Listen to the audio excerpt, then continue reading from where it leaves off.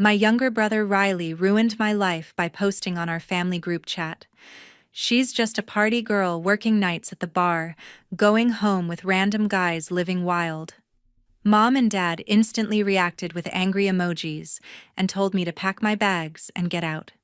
Years later at my engagement party, my dad messaged me and wrote, "Here's how it all started. I'm Ava. I grew up in a regular middle-class family in Albuquerque, New Mexico. Dad was an engineer, Mom was a nurse, and my little brother Riley was always the golden child, 2 years younger. Good grades, basketball team, the one they bragged about to everyone. Me, I was just trying to figure things out. I'd been working late shifts at a local bar to save for college, because tips were decent and it fit around my schedule. Dad and Mom had always been pretty conservative. They hated the idea of bars and late nights. Riley had been dropping hints for months about how worried he was for me saying stuff like I was changing and hanging with the wrong crowd. Then one night I came home from a shift and my phone was blowing up. Riley had posted a long message in the family group chat saying he couldn't keep quiet anymore. He claimed I was partying every night, sleeping around with customers, bringing strangers home, basically painting me as completely out of control. Mom reacted with broken heart emojis and wrote how disappointed she was. Dad jumped in saying they couldn't enable this behavior anymore and that I had to leave. Just like that. No questions, no chance to explain. They believed every word from Riley without hesitation.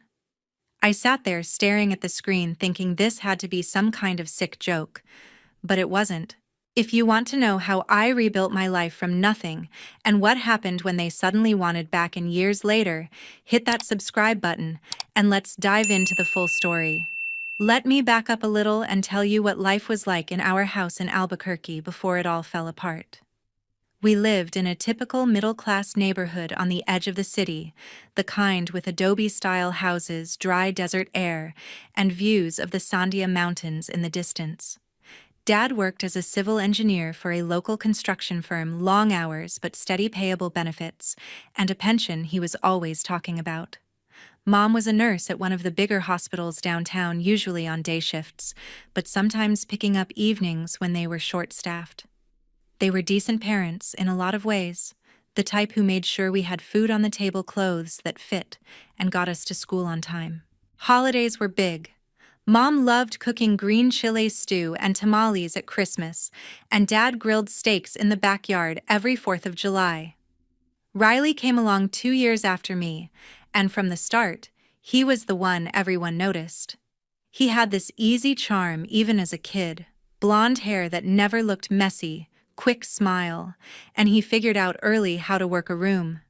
Teachers loved him, coaches put him on starting lineups for basketball by middle school, and our parents beamed whenever someone mentioned his name. I wasn't jealous exactly, I just accepted it. I was quieter, preferred staying in my room reading or listening to music, and my grades were solid but never straight A's like his. I played volleyball for a couple seasons in high school, but I quit when the practices cut into my part-time job hours. Looking back, the favoritism was there in small ways that added up. One time when Riley was 16, he borrowed my old bike without asking and ended up scraping it pretty bad against the garage wall trying some stupid trick. I came home and saw the damage, got upset, because I'd saved up for that bike myself. When I told Mom and Dad, they barely looked at the scratches before saying I shouldn't have left it lying around where anyone could grab it. Riley got a mild "be more careful next time," and that was it. I remember standing there feeling like I was the one who did something wrong for making a fuss. Another thing that stuck with me happened right around when I started picking up evening shifts. I'd been working days at a little coffee shop near campus, but the money wasn't cutting it for tuition and books. So I applied at a bar and grill downtown, where tips were way better. The first night I came home after midnight, Mom was waiting up in the kitchen. She didn't yell, but she gave me this look and said, "Good girls didn't come home at those hours that people would talk, and what would the neighbors think if they saw my car pulling in late?" Meanwhile, Riley was 17 at the time and stayed up until 2 or 3 some nights gaming online with his friends, volume blasting through his headphones. Dad would just walk by his door, chuckle, and call him responsible for knowing his limits. I never pointed out the double standard out loud. It felt pointless. We weren't a fighting family. Riley and I didn't argue much because we didn't interact that deeply. He had his circle of popular kids' team practices parties on weekends that our parents actually encouraged because he's earning it with his grades. I had a smaller group of friends, mostly from work or classes, and I spent a lot of time saving every dollar I could. I figured once I finished community college and transferred to a 4-year school, I'd be out on my own anyway, so I kept my head down. By the time I turned 21, I was juggling full-time classes and as many bar shifts as I could get. The place wasn't some wild club. It was a neighborhood spot with regulars who came for burgers, beers, and the occasional live band on Fridays. I liked the crew I worked with. The tips helped me build a small savings account, and I felt like I was finally moving towards something real. Dad and Mom weren't thrilled about the late hours, but they didn't forbid it outright. Riley, though, started making little comments whenever I walked in, tired stuff like rough night with this smirk, or telling Mom I smelled like smoke when it was just from the patio heaters. I brushed it off as typical little brother teasing. Life felt stable enough. I had no idea how quickly that could change. One night, after finishing a late shift at the bar, I got home around 2 in the morning and my phone was exploding with notifications. I figured it was just friends texting about weekend plans or something from work. But when I opened the family group chat, my stomach dropped. Riley had posted a long message at the top, time-stamped about an hour earlier. He started with, "I can't keep quiet anymore." Then he went on about how he'd been holding this in for too long because he didn't want to hurt anyone, but he couldn't watch me throw my life away. He claimed I was out every night partying with customers, drinking on the job, and going home with random guys from the bar. He said it wasn't just hearsay, that last month he'd driven by after a game and saw me leave with some older guy after closing, getting into his car like it was nothing. I stared at the screen, heart pounding. That specific night he mentioned, I remembered it clearly. I'd pulled a double shift because another server called out sick, stayed until cleanup was done alone, and drove myself home in my own car. No one else, no guy, nothing. It was a complete fabrication. Before I could even type a response, Mom reacted with a string of broken heart emojis and wrote, "This breaks my heart." I knew something was off. Dad jumped in right after with angry face reactions and a message saying, "We've suspected for a while. This lifestyle isn't what we raised you for." Then Riley added another text, "I've tried talking to her, but she just denies everything. I'm worried she's in too deep." I started typing frantically, explaining that none of it was true, that I was just working hard for tips, that the night he mentioned I'd been alone closing up. But every time I hit send, it felt like shouting into a void. Mom replied with denial is part of the problem, and Dad wrote, "We can't have this under our roof anymore. You need to find somewhere else to stay." Riley stayed quiet after his follow-up, letting the messages sit there like evidence. I asked him directly why he was saying these things, what proof he had besides one made-up night. He didn't answer. Instead, Dad sent a final text. "You have 1 week to pack your things and figure out a new place. We love you, but we won't enable this." I sat on the edge of my bed in the dark, phone glowing, rereading everything. It didn't feel real. I tried calling Mom. No pickup. Texted Dad separately, asking if we could talk in person tomorrow. He responded with, "We need space right now to process this as a family." Riley's read receipts showed he saw my messages to him, but nothing back. The next morning, I got up early, hoping to catch them before work.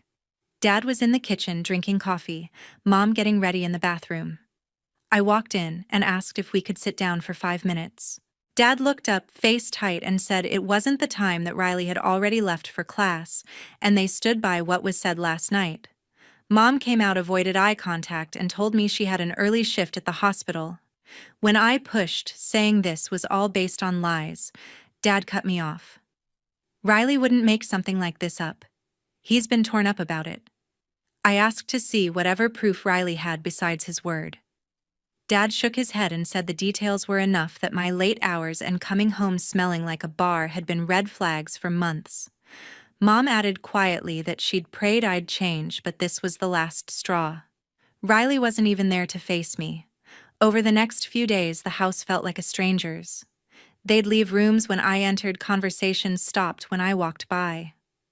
I kept my shifts at the bar because I needed the money more than ever now.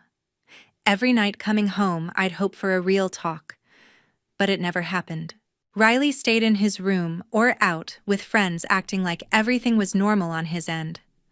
I spent those days quietly packing, clothes into duffels, books, and laptop into boxes, a few personal things I couldn't leave behind. I didn't argue anymore. It felt exhausting and pointless. By the end of the week, my car was loaded with everything that mattered. A week later, I was out of the house and sleeping on my friend Marley's couch in a small apartment across town. The first night on Marley's couch wasn't about crying. It was about figuring out how to survive. Marley had been a coworker at the bar for over a year, someone I trusted enough to call when everything blew up. She didn't ask a ton of questions, just said the couch was mine as long as I needed and handed me a spare key the next day. Her place was tiny, one bedroom she kept for herself, a combined living room and kitchen, with barely enough space for the pull-out sofa that served as my bed. It was old, sagged in the middle, and made my back ache every morning, but I was grateful. I made it a rule to keep my stuff-contained clothes in one duffel, toiletries in a small bag, everything stacked neatly in the corner so I didn't take over her space. I threw myself into work harder than ever. The bar schedule became my anchor. I volunteered for every open shift, even doubles when possible, smiling through tired eyes to get the better sections with higher tips. At the end of each night, I'd sit in the break room counting cash, 5s and 10s, mostly sometimes 20s from generous groups, separating what I needed for immediate bills and tucking the rest away for future rent. Food budgets got tight quick. Breakfast was usually dry cereal from the discount bin or toast, with whatever spread was on sale. Lunch was packed from home, a sandwich or leftovers if I had any. Dinners were hit or miss. Some nights I'd grab a cheap burrito from a food truck near the bar, others I'd just head straight to the apartment and crash. About a month in, the reality of full independence hit with the phone bill. It arrived in my email, the full amount this time, no more family plan discount. I logged into the account, transferred money from my checking, and paid it without hesitation. Watching the confirmation pop up gave me a rush pride mixed with a knot in my stomach, knowing there was no safety net if something went wrong. A week later, I wheeled a cart through the grocery store aisles alone for the first big shop. I stuck to the basics: bags of rice, cans of beans, eggs, by the dozen, day-old bread from the clearance rack. No snacks, no soda, nothing unnecessary. At checkout, I loaded the conveyor belt, watched the total climb slower than I feared, and swiped my card with funds I'd earned tip by tip. Carrying the bags up to Marley's apartment felt like proof I could handle this. There were close calls where doubt crept in strong. One rainy evening after closing, body exhausted from being on my feet. 12 hours, I parked outside the building and scrolled to Mom's number. The screen lit up her photo from years back, smiling at some family barbecue. My finger lingered, ready to dial and spill everything: how hard it was, how much I missed normalcy, even offer an apology just to bridge the gap, though deep down I knew I'd done nothing to deserve the fallout. I pictured her answering voice, soft, maybe saying, "Come home." But reality snapped back the unread messages, the cold dismissal. I turned off the screen, grabbed my bag, and headed upstairs. Reaching out would only reopen wounds on their terms. I chose to keep building on my own. Marley made it easier without trying. Her retail job meant she left early and got home around 6, while I often didn't finish until after midnight. We'd cross paths sometimes in the morning. She'd brew coffee for both, ask how the night went, then head out. I'd tidy up immediately, fold the sofa bed, vacuum crumbs, if any, restock the toilet paper I used. As soon as I had extra, I contributed to groceries or slipped money toward the electric bill. She waved it off at first, but I insisted. Fairness mattered. Staying invisible as possible drove me to excel at the bar, learning drink recipes faster, handling rowdy tables, smoothly earning nods from managers for reliability. Rumors filtered in slowly. A few customers who recognized me from high school events shifted uncomfortably when I approached or requested different servers. One longtime regular tipped half what he usually did, eyes averted. An old friend from classes texted out of the blue, "Heard you moved out, everything okay?" I replied vaguely, "Just needed space," and left it there. No explanations owed. Keeping forward momentum meant planning beyond daily grind. I researched affordable education options during slow afternoons on break, laptop balanced on my knees. Online courses from the local community college caught my eye, flexible credit-bearing, no campus commute. One quiet night after covering another utility payment solo, I opened the portal, completed the enrollment forms, selected introductory business and accounting classes that fit irregular hours. Submitting the registration locked in a new goal, something tangible amid uncertainty. About 10 months into this new life, I overheard something that changed how I saw everything. It didn't happen in one big moment. The pieces came slowly over several months from unrelated conversations that suddenly connected. I'd stayed at the bar while building credits through those classes, showing up reliable every shift. The owners appreciated it. They saw me handling inventory, training new servers, stepping up during rushes without being asked.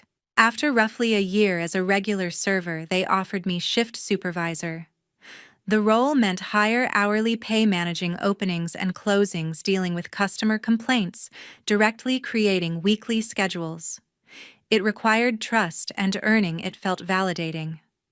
I held that position for about a year, gaining real management experience, balancing cash drawers, accurately mediating staff conflicts, ordering supplies to keep costs down. Those skills built a stronger resume. When a logistics firm downtown posted an administrative coordinator job handling shipments, vendor communication, office organization, I applied on a whim. The process dragged: online application, phone screen, 2 in-person interviews, over 3 weeks, reference checks.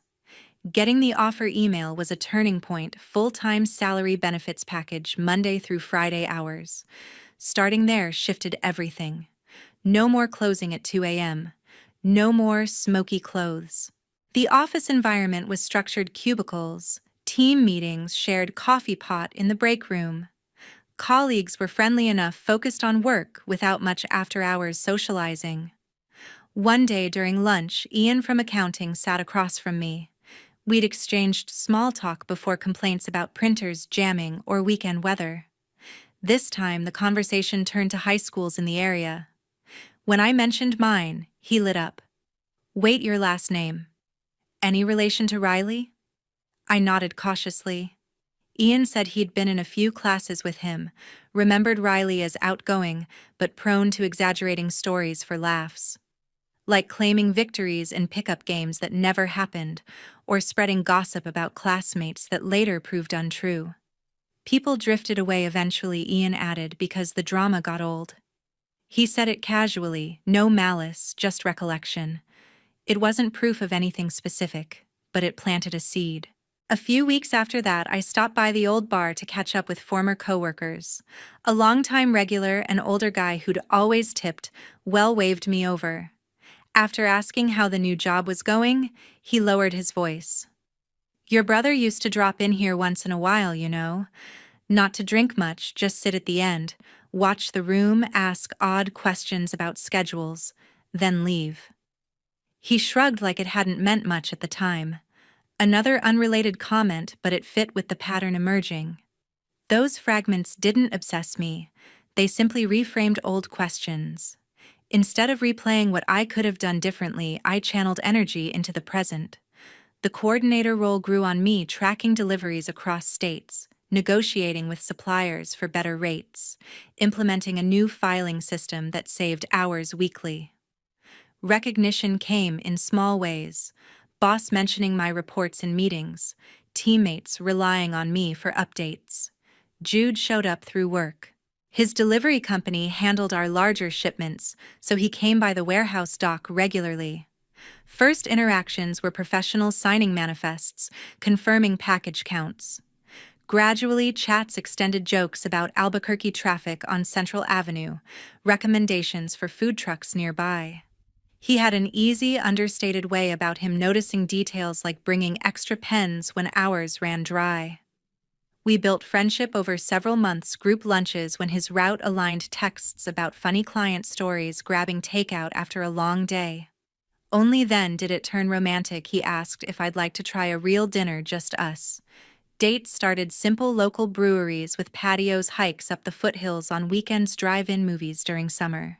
He listened when I shared bits of my background, never pressing for more, responding with quiet support. Introducing him to his family unfolded naturally. Alan and Sharon hosted casual backyard gatherings, often grilling chicken with green chili cold drinks under string lights. The first time Jude brought me, Sharon hugged hello, like we'd met before. Asked about my favorite sides, made sure I had seconds. Alan talked shop about logistics trends, offered stories from his military days without dominating. Reese arrived later, grease on his hands from the shop, cracked jokes about Jude's terrible taste in music, pulled me into debates about best hiking trails around the city. Invites kept coming. Weeknight dinners, when schedules matched game nights with cards and board setups, holiday cookouts, where Sharon taught family recipes. They included me in traditions, 4th of July fireworks from their Hillview Thanksgiving with extended cousins. Reese dragged us to local car shows or basketball pickup games. Alan fixed a rattle in my car without charging just because. Sharon sent care packages during busy work weeks, homemade enchiladas or cookies. Their acceptance built steadily, no grand declarations, just reliable warmth that filled gaps I'd carried for years. With Jude, things deepened organically. We supported each other through promotions and setbacks, planned small trips to Santa Fe or the mountains, talked future without pressure. Having his family as extension provided stability I hadn't known possible. 6 years had gone by. I was 27, doing well in my job, and happier than I'd ever thought possible. Jude and I had been together long enough to talk serious future. He proposed one evening on a hike in the foothills, simple ring sunset behind the mountains, no big production. I said yes, without hesitation. We started planning a small engagement party backyard at Alan and Sharon's close friend's local caterer for New Mexican food, nothing extravagant. Invites went out to about 40 people, co-workers, Jude's extended family, a few old friends who'd stuck around. Then the messages started. It began with a friend request on Facebook from Dad. His profile picture was him and Mom on some cruise, looking tanned and older. I let it sit unread for days, unsure. Curiosity won. I accepted. Nothing immediate happened. A week later, a message popped up, long paragraph starting with "Hi sweetheart," like no time had passed. He wrote they'd been thinking about me a lot lately, that Riley had moved out and was doing his own thing, and they'd reflected on how harsh things got years ago. He said maybe they overreacted, that family should stick together, and he'd heard through mutual acquaintances I was engaged. Congratulations. Ended with hoping we could grab coffee sometime, catch up. I read it multiple times, feeling a twist in my gut. No direct apology, just harsh and overreacted. I showed Jude that night. He read quietly, handed the phone back, said it was my call, but the timing felt off. 6 years silent. Then engagement news surfaces and suddenly reflection. Mom messaged a few days later, similar tone. Lots of "we miss you" and "life's too short," mentioning how proud they were, hearing I'd built a career. She added they'd love to meet Jude, that it would mean the world to celebrate this milestone together. Riley's message came separately, shorter. "Hey, congrats on the engagement. Things were complicated back then. I was dealing with my own stuff and didn't handle it well. Hope you're happy." No mention of lies, no owning the specific damage, Just vague, complicated, and didn't handle well. The requests escalated. Dad followed up asking about party details, saying they didn't want to miss out on big moments like this. Mom sent another noting how nice it would be for family photos that neighbors still asked about me. Riley texted suggesting a group call to clear air before the event. The subtext grew clear: they wanted invitations, presents at the celebration, re-entry on their terms, now that things looked good from outside. I wrestled with it hard. Part of me wondered if people change, if time softened edges. Another part remembered the absolute cutoff: no check-ins during hardest months. I talked it through with Jude over dinner one night. He listened, then said gently, they'd had years to reach out when I was struggling, not just when success showed. Sharon overheard part of the conversation later at their house. She pulled me aside, said, whatever I decided she supported, but protect the peace I'd earned. Alan weighed in during a weekend visit, practical, as always. Parents make mistakes. But timing here raised flags: suddenly interested when there's a party and potential grandkids downline. Reese joked they probably wanted free food, but seriously added I owed them nothing. The more messages came, the clearer the pattern. No deep accountability, just desire to be included again. Avoid explaining absence to relatives, slide back, like nothing major happened. I drafted replies, deleted them, talked more with Jude. We agreed boundaries mattered. The party was for people who'd been there consistently. The evening of our engagement party arrived: intimate, warm, surrounded by people who truly had my back. Alan and Sharon's backyard looked perfect under string lights, tables set with blue and orange linens nodding to New Mexico colors. The caterer laid out trays of enchiladas, carne adobada, calabachitas, and stacks of sopapillas for dessert. A local band played low-key acoustic covers, volume just right for conversation. Guests mingled: Jude's cousins, my co-workers, including Ian, a handful of friends who'd known me since community college days. Reese manned the grill, flipping burgers as backup, cracking jokes with everyone. Sharon circulated, making sure plates stayed full. Alan poured drinks and told stories that had people laughing. Jude and I moved through the crowd hand in hand, accepting hugs and toasts. Someone handed us margaritas in salt-rimmed glasses. We clinked with Reese and a group near the fire pit. The air smelled of chile and mesquite smoke. Mountain breeze cooling as sun dipped. Moments like that made the years of scraping by feel distant. About halfway through, my phone buzzed in my pocket. I stepped aside to check, thinking maybe a late RSVP. It was a long message from Dad, sent maybe an hour earlier. He started with seeing photos friends had posted online, me in the dress I'd chosen, Jude and I smiling by the lights. Said I looked beautiful, that they were proud, watching from afar how I'd turned out. Then shifted after a lot of family talks. Riley finally admitted he'd exaggerated things back then to get attention during a rough patch in his own life. Dad wrote they'd been too quick to take his side without hearing mine fully, that it was a mistake they regretted. He hoped I could understand parents aren't perfect, and now with this new chapter they didn't want to miss being part of it. Especially down the road when grandkids might come, they wanted to be the grandparents they should have been from the start. Ended with love from him and Mom. Please consider letting them make amends. I stood there reading under the glow of a patio bulb, pulse rising.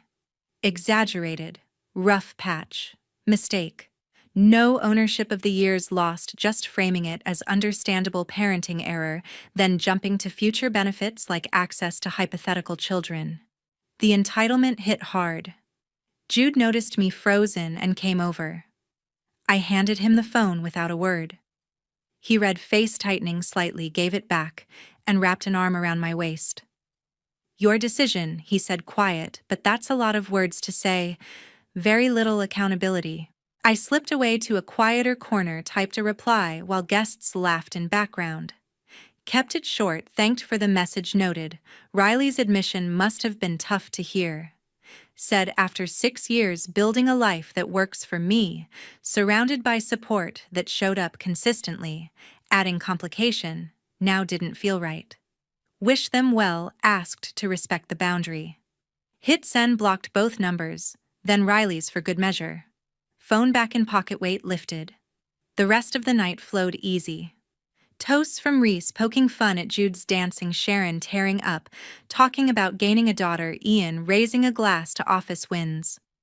We cut a small cake, danced slow under stars, ended with fireworks. Alan set off legally from the driveway. Driving home with Jude windows down, I felt settled, no second guessing. Months later, bits of news filtered through distant connections. Riley had landed a management spot at a retail chain, but word got around about past exaggerations.